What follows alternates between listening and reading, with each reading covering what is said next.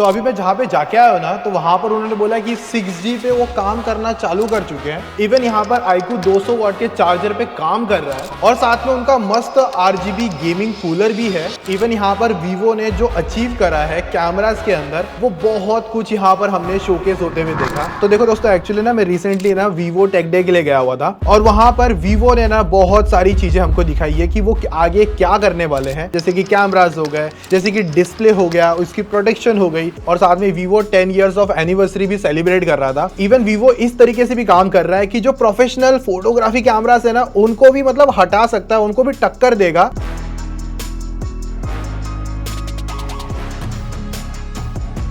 तो देखो, इस टेक डे के अंदर है ना अलग अलग सेक्शन थे, जिसके अंदर आपको कैमरास वाला पार्ट हो गया, उनकी जो डिस्प्ले स्कॉट सेंसेशन की प्रोटेक्शन हो गई, और वीवो फॉर इंडिया हो गया, और एंड में iQOO ने भी अपना एक डिस्प्ले रखा हुआ था। तो उन सभी चीजों पर हम लोग ने चेकआउट किया और बहुत नेक्स्ट लेवल चीजें पता चली है। तो वीवो के जो फोन्स पर आपको फिल्टर्स देखने मिलते हैं, जिसपे आपको जायज स्टाइल पोर्ट्रेट्स मिलते हैं। यहाँ पर ना हर एक जो लेंस रखा हुआ है ना, वो एक लेंस आपका पूरे वीवो के फोन्स में मिल जाता है। फॉर एग्जाम्पल, यहाँ पर अगर आपको जायज बाइटर स्टाइल खींचना होगा तो आपको इस तरीके का लेंस रिक्वायर्ड होगा।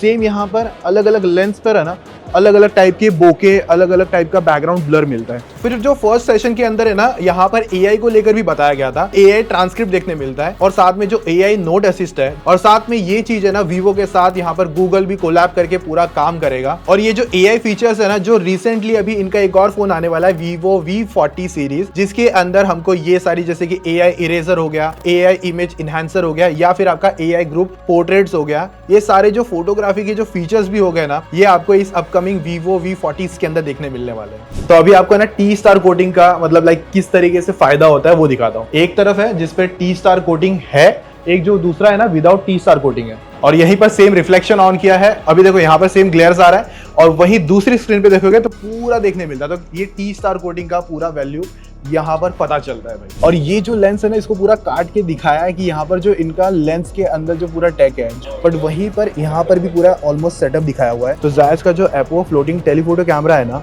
वो यहाँ पर एक स्टेबलाइजेशन को और ज्यादा प्रोड्यूस करने में, और ज्यादा इंटरेस्टिंग कलर कलेक्शंस हो गए उनको बेटर बनाने के लिए। फिर उसके बाद में एक है ना सेक्शन बनाया था, जहां पर है ना चार मीनार का ऐसा एक स्ट्रक्चर बनाया हुआ था। अब अगर आप उसे नॉर्मली देखने जाओगे ना, पूरा कंप्लीट अंधेरा है, 3 लक्स लाइटिंग थी बेसिकली वहां पर। लेकिन जब वहां पर डेमो पे वीवो का X सीरीज का फोन था, जिस पर हमने यहाँ पर ट्राई आउट करके देखा, और फोटो आने के बाद में जो डिटेलिंग है और जो लाइटिंग वाला काम है, जो पहले कुछ भी नहीं दिख रहा था, अब वो पूरा डिटेल में मस्त तरीके से देखने मिला। और साथ में Vivo X100 Ultra पर यहाँ पर हमने कुछ ऐसे फोटोग्राफी भी ट्राई करके देखी उसी सेक्शन पर, और क्या ही डिटेल फोटोज वो निकाल रहा था। मेरा तो लिटरली प्लान चल रहा है, अगर Vivo इंडिया में लॉन्च नहीं कर रहा है तो मैं उसे बाहर से मंगा के मेरा प्राइमरी फोन बनाने का पूरा इंटरेस्ट रख चुका हूँ। और उसी के बाद में लाइटा 700 1 इंच का सेंसर वहां पर रखा हुआ था। वही चीज है जो आपकी फोटो को इनहेंस करने के लिए या फोटो खींचने के लिए काम में आता है, और 1 इंच के सेंसर पर आपको और ज्यादा डिटेलिंग देखने मिलती है। उसी के बाजू में Vivo की V3 Plus चिप भी देखने मिल रही थी, जो आपको है ना इमेज प्रोसेसिंग की ट्विनिंग हो गई या फिर डिस्प्ले ट्विनिंग हो गई। इतनी छोटी सी चिप कितना पावरफुल काम कर सकती है वो यहाँ पर मैंने देखा। और यहाँ पर Vivo ने ना इंट्रोड्यूस भी किया 200 मेगापिक्सल अल्ट्रा HD पोर्ट्रेट, और उसका ना लेंस भी हमको दिखाया कितना जायंट देखने मिलता है। मोबाइल के अंदर ये फिट करा गया है, सोचो किस तरीके की इंजीनियरिंग यहाँ पर हमको देखने मिल रही है। उसके बाद जो नेक्स्ट बूथ था ना, उसके अंदर जो डिस्प्ले है उसको लेकर बताया गया, तो एक ड्रॉप टेस्ट करके दिखाया गया, जिसकी वजह से यहाँ पर जब ये एक ड्रॉप हो रहा था एक स्पीड के साथ में, नीचे कंक्रीट जैसा बेस था, तो जब वो फोन ड्रॉप होता है और वहां पर डिस्प्ले ब्रेक भी नहीं होता है एक सर्टेन एंगल पर गिरने के बाद में भी। और उसके बाद में एक बॉल ड्रॉप टेस्ट था, जिसके अंदर आपको ना एक स्टील बॉल थी, और उसको एक हाइट पे अराउंड 7 फीट की हाइट से गिरा रहे थे ग्लास पर, और वहां पर वो ग्लास ब्रेक भी नहीं हो रहा था। इतनी स्ट्रॉन्ग बिल्ड क्वालिटी वहां पर देखने मिलती है।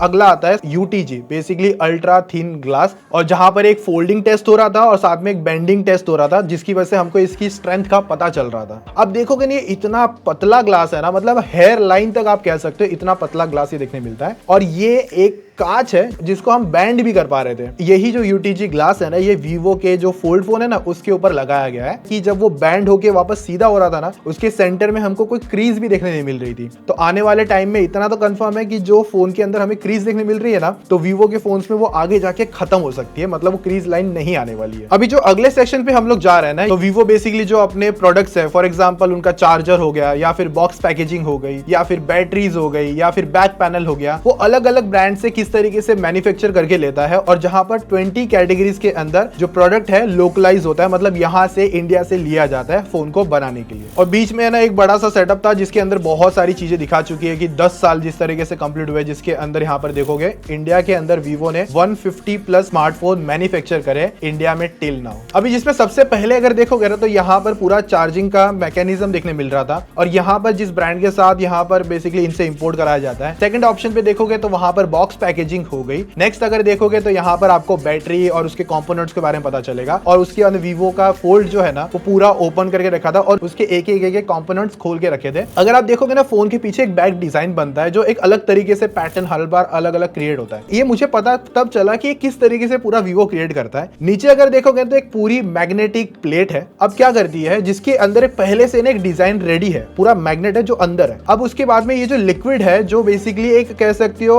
आपको मैग्नेटिक फील्ड के थ्रू बनता है। तो यहाँ पर क्या करते हैं, जब नीचे की बेस प्लेट है जो मैग्नेट है उसके ऊपर ये लिक्विड डाला जाता है तब ये एक पैटर्न क्रिएट हो जाता है। अगर आप दो प्लेट के साथ में इसे मर्ज करोगे तो अलग अलग पैटर्न बनेंगे। तो ऐसे मल्टीपल पैटर्न्स है, नीचे मेटल फिनिश को और बाद में उसको ग्लू को एक मशीन के अंदर मस्त में गर्म करके पूरा डिजाइन रेडी होता है। उसके अगले सेक्शन पर एक स्पेशल फोन है Vivo V40 lotus purple colour है और ये जो कलर है आपको सिर्फ वीवो की 40 में मिलेगा। फिर अगर नेक्स्ट देखोगे तो यहाँ पर दो आर्टिस्ट थे जिन्होंने अपना काम शोकेस करके रखा था वीवो के साथ कोलैब होके। एक ने अपना डिजाइन बना रखा था, दूसरे आर्टिस्ट ने अपना डिजाइन, जहां पर बॉक्स पैकेजिंग से लेकर वॉलपेपर तक उन्होंने मस्त में डिजाइन किया था और ये जो दोनों आर्टिस्ट है ये इंडियंस है। फिर उसके बाद में वीवो सोनिक साउंड था जो बेसिकली ना रिंगटोन्स वगैरह में आ जाएगा। अभी जो आखिरी था जो मेरा पर्सनल एक और फेवरेट भी है, आईकू से थोड़ा सा अपना अलग से हल्का सा प्यार भी है क्योंकि जब गेमिंग वाली बातचीत आती है तो आईकू अपना पहला प्यार है। जैसे आईकू है ना एक ऐसा फास्ट स्पीड फोन है, तो उसको रिप्रेजेंट करने के लिए जो आईकू ने पार्टनरशिप करी है ना, जहां पर BMW M मोटरस्पोर्ट्स देखने मिलता है, वहां पर उनकी प्रीमियम पार्टनरशिप है। एक है ना 200 वॉट का फ्लैश चार्जर है उनका जो है ना बेसिकली कह सकते हो 4700 mAh बैटरी को अराउंड 10 मिनट के अंदर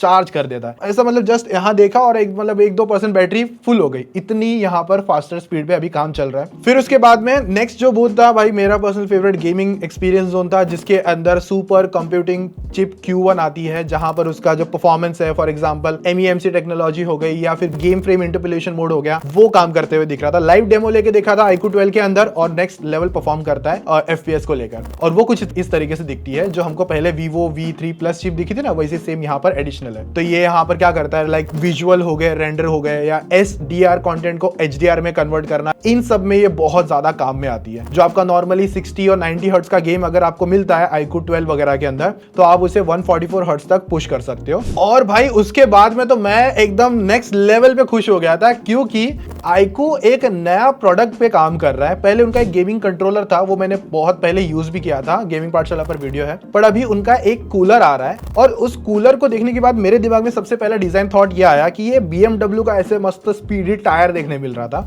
और दूसरी चीजें काफी ज्यादा कॉम्पैक्ट है। बेसिकली पीछे आपके iQOO 12 अगर आपके पास है तो उस पर आप पीछे एक प्लेट आएगी वो आपको चिपकानी है, उसके बाद में आपका जो कूलर है वो इस पे डायरेक्टली मैग्नेट के थ्रू स्टिक हो जाता है। अब यहाँ पर ये -15 डिग्री तक ठंडा कर सकता है। साथ में व्हाइट वाला जो कलर है उसके सेंटर में एक लाइट देखने मिलती है, लेकिन जो ब्लैक वाला कलर एडिशन था ना उसके अंदर RGB लाइट देखने मिलती है। पर एक चीज इसमें अच्छी ये थी कि ये काफी ज्यादा लाइट वेट था और काफी ज्यादा छोटा था, तो जो बेसिकली गेमिंग करते करते है ना ये आपको ना तकलीफ नहीं देगा। मतलब बहुत सारे मार्केट में कूलर मिलते हैं जो है ना फोन को हिलने या फिर मतलब मूवमेंट करने के लिए बहुत तकलीफ क्रिएट कर देते हैं। तो भाई ये सारी चीजें हुई इस Vivo Tech Day इवेंट पर और मुझे बहुत ज्यादा एक्साइटेड जो सबसे पहले लगी Vivo X100 Ultra को यूज करने के बाद में उसकी जो कैमरा परफॉर्मेंस, जो डिटेल, वो पोर्ट्रेट्स निकाल रहा था ना। और यहाँ पर आप किसके लिए ज्यादा एक्साइटेड हो कमेंट में करके जरूर बता देना। और यहीं पर आपके लिए एक और तगड़ी वीडियो है जो यहाँ पर आप क्लिक करके चेकआउट कर सकते हो। बाकी मैं मिलता हूँ नेक्स्ट वीडियो के अंदर। मेरा नाम है मुकेश, चलो टेक केयर, बाय।